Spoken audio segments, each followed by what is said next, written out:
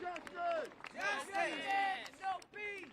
And we do have some representatives here that are going to speak to that political side, the policies and laws that need to be changed, because we do have immediate demands, including the immediate fire and deny pensions to everyone involved in the murder of Robert Brooks.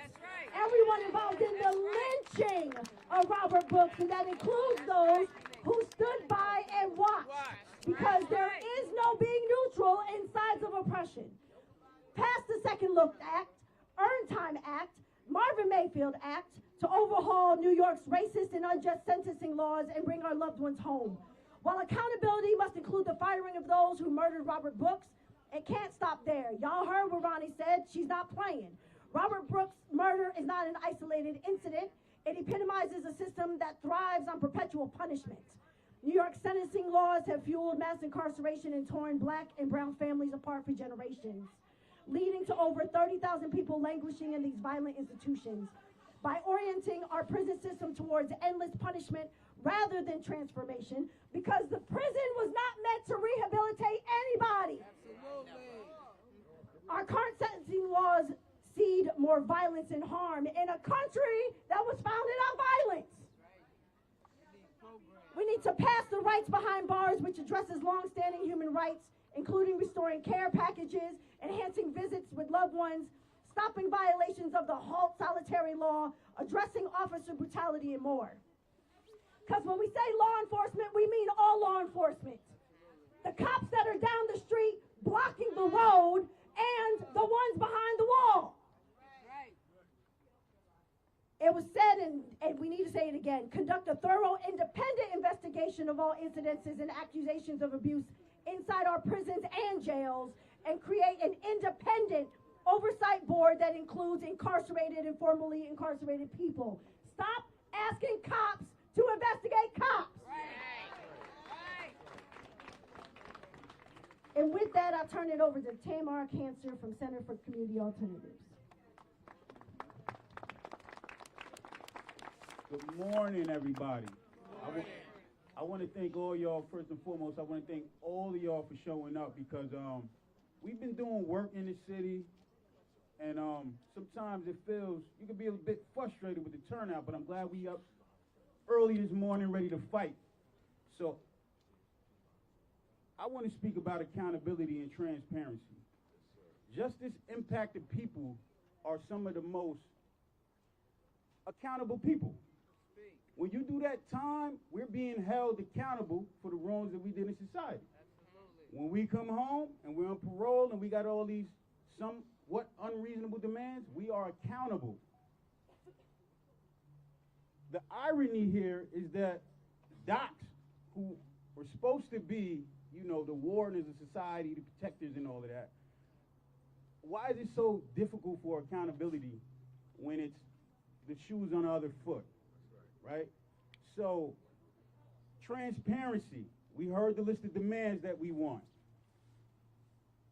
We're going to fight for all the other people who have mysteriously died in Doc's custody.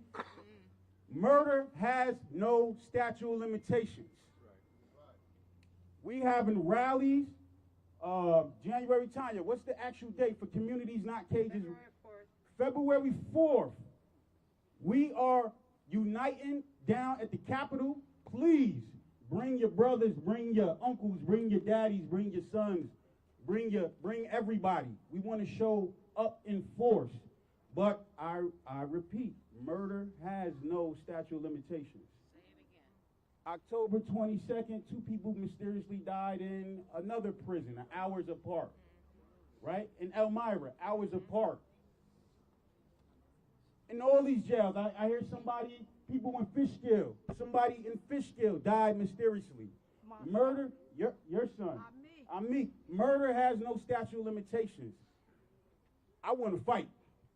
I'm here to fight. We're going to learn how to fight. Accountability, transparency is the least. Everybody involved with that should be terminated and probably charged. Prosecuted. This is what we want. And the way we get it, the people who represent us, the people who represent us, that life. We want to hold them accountable. They work for us. They work for y'all. Right. They work for y'all. So let's fight. Let's fight. Tell your peoples to be at the Capitol on February 4th. and we gonna fight. Peace, y'all. Thank y'all for being here.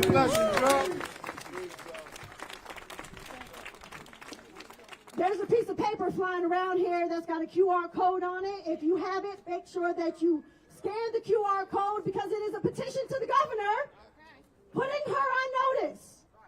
It also is your access point for all those upcoming events. I'm not expecting everybody to remember everything that's said today, but you can scan a QR code and sign a petition and then be on the email list to find out not just about February 4th, because this is a capital district problem, right? Albany, Schenectady, Troy, Saratoga. We're in Schenectady in January. MLK Day is coming up and we're going to reclaim it. Reclaim it for what it is, not what they try to tell us what it is. So y'all make sure you keep passing around that QR code, sign the petition to the governor, and now we're going to welcome up Assembly Member-elect Gabriela Romero.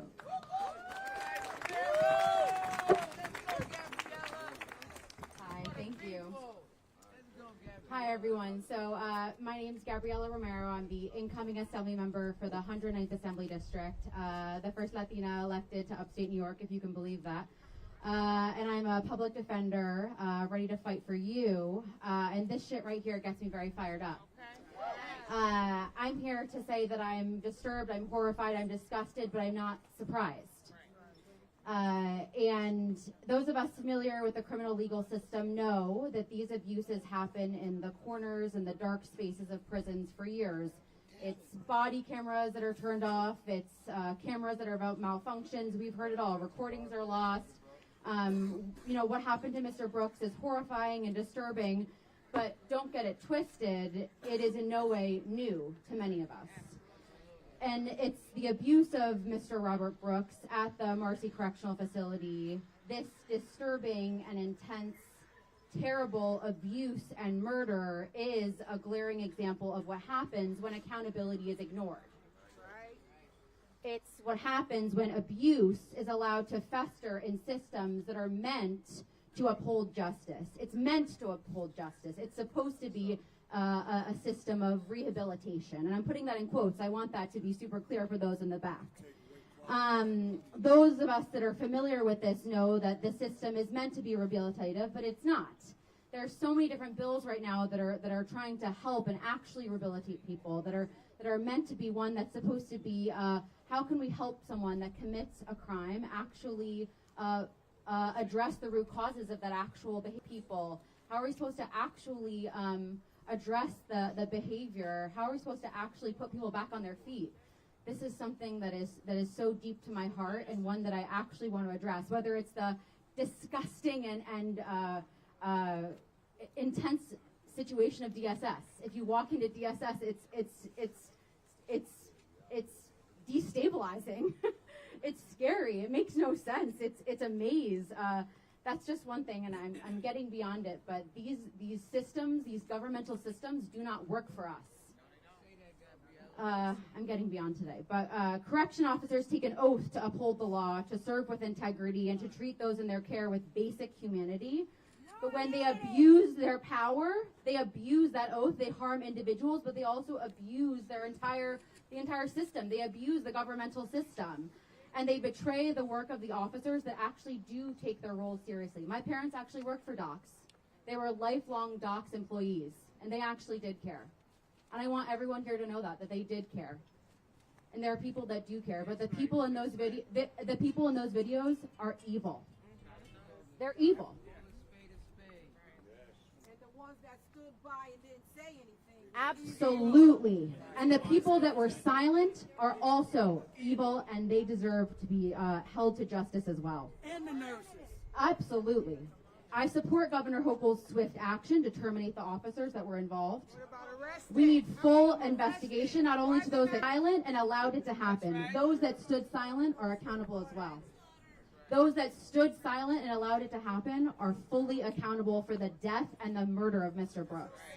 Silence in the face of wrongdoing is accountability as well. Is not accountability, it's complicity. Accountability at all levels is the only way that we can begin to rebuild trust. And that starts by firing, but that also starts by what is next by your elected officials, me. Arrested. They need to be arrested. But what can be next at the legislative level? How can we change our governmental systems? This fight is not just about Robert Brooks.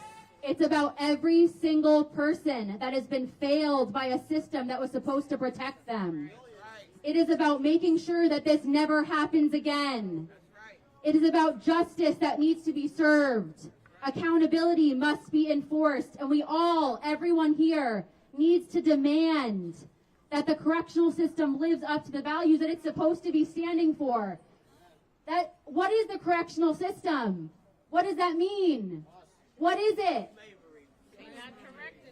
I'm here and I'm elected, but I am nothing without everyone here. I am nothing without you. I am nothing. I am nothing without every single person here. I want you all to remember that. I remember that too.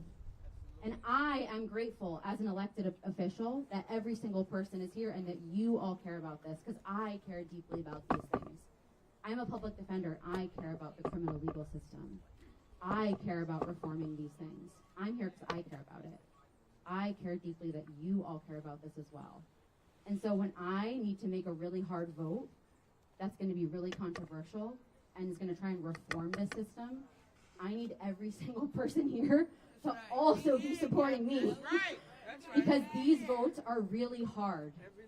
And I need every single person here to also be supporting me when I need to make that hard vote. And I hope to have your support as well when I'm at those press conferences and when I'm up for re-election as well, because these things take a lot of power and a lot of powerful people behind me that won't support it. Well, we gotta get that bill passed. Hell yeah we do. We gotta make sure everybody be accountable, because the correctional officers that did this, they also dismembered another inmate and put one in a wheelchair permanently. It's not just Mr. Brooks. After this happened to Brooks. It's not just Mr. Brooks. It's not just Mr. Brooks. It's Amik Nixon. It's not just Mr. Brooks. Thank you everyone for being here. There's much more work to do, not just next year, but in the 5 years and in 10 years. So let's keep it going. Thank you for that, Gabriella.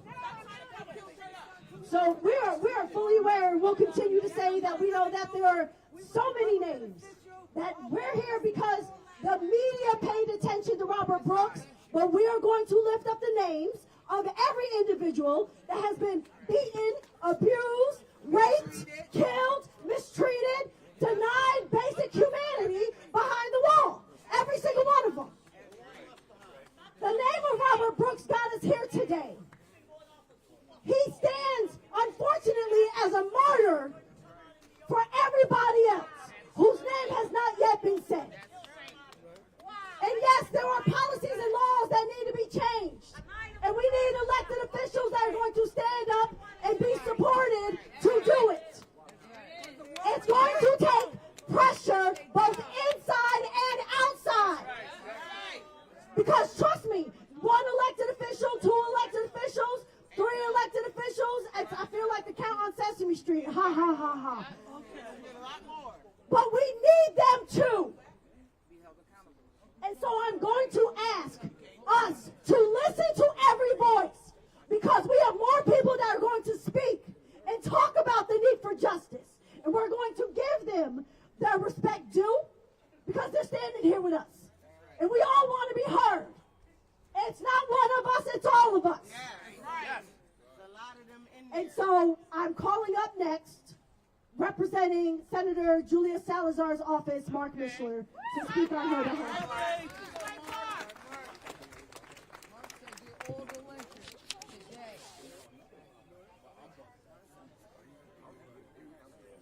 Hello, everybody. So my name is Mark Mishler. I'm counsel to Senator Julia Salazar, who represents the 18th Senate District in Brooklyn and Queens. She's also, for the past 4 years, been the chair of the New York State Senate Committee that has oversight over correction, and she has spent enormous amount of her time and resources and staff time in keeping track of complaints, visiting facilities, and pushing for legislation that would truly make a change. So I'm going to read a statement from Senator Salazar that she issued on Friday after she watched the video, which many of us also watched on Friday. This is Senator Salazar's statement from Friday. The video recordings that were made public today by the Office of the Attorney General depict unfathomable and lethal violence by DOC's correctional officers and staff against Robert Brooks, a man who was incarcerated in DOC's custody at Marcy Correctional Facility on December 9th. It should not even be possible for this to occur inside a New York State prison. Amen. The fact that this violence at the hands of state employees is happening in any New York State prison is a profound policy failure that demands immediate attention. There are several critical actions that must be taken to address the heinous and deadly violence that was inflicted upon Robert Brooks by DOC's correction officers and staff.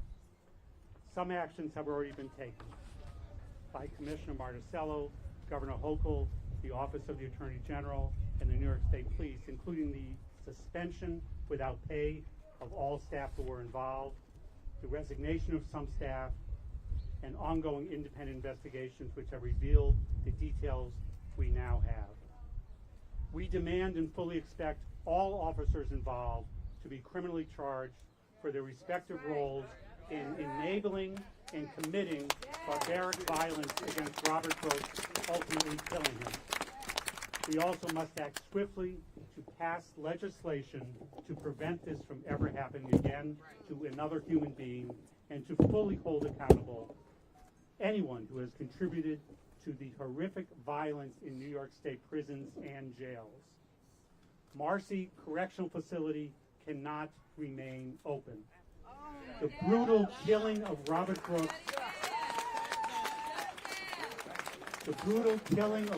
Brooks, would be more than enough reason to demand the closure of Marcy.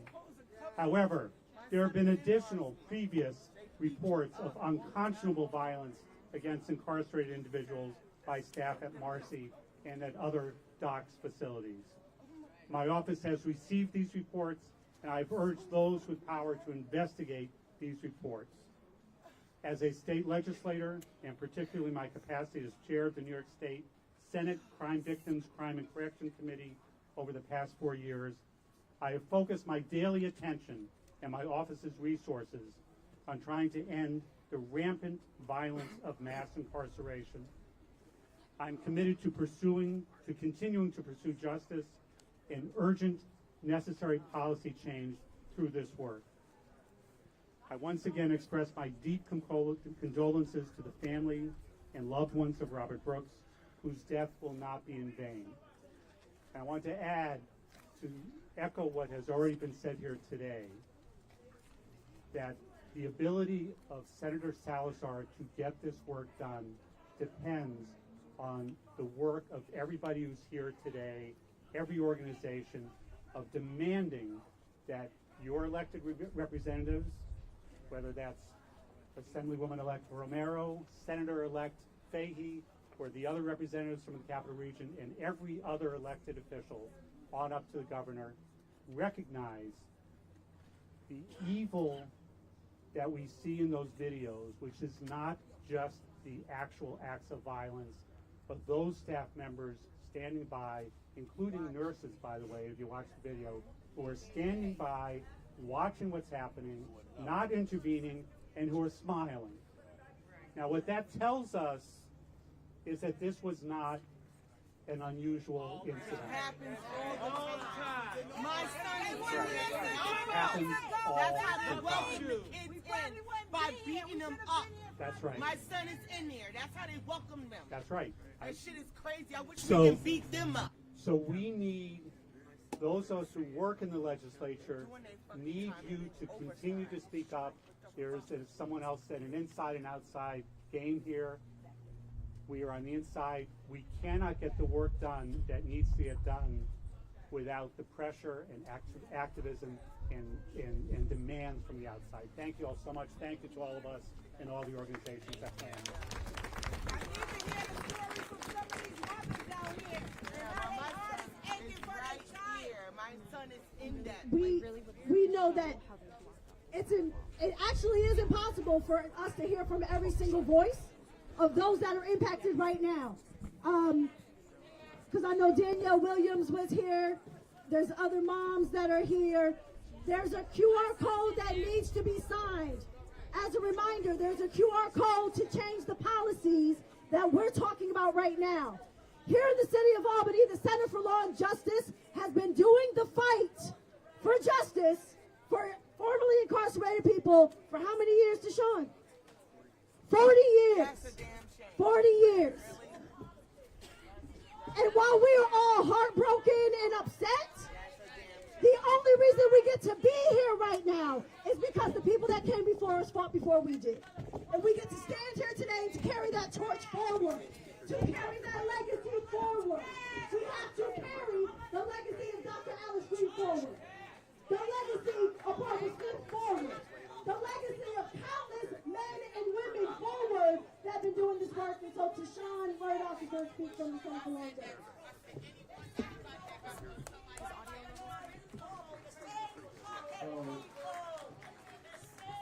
Can you say Robert Brooks? Can you say Elise Madison? Can you say Robert Brooks? So let me tell you something. I'm not going to stand here and tell you right now. You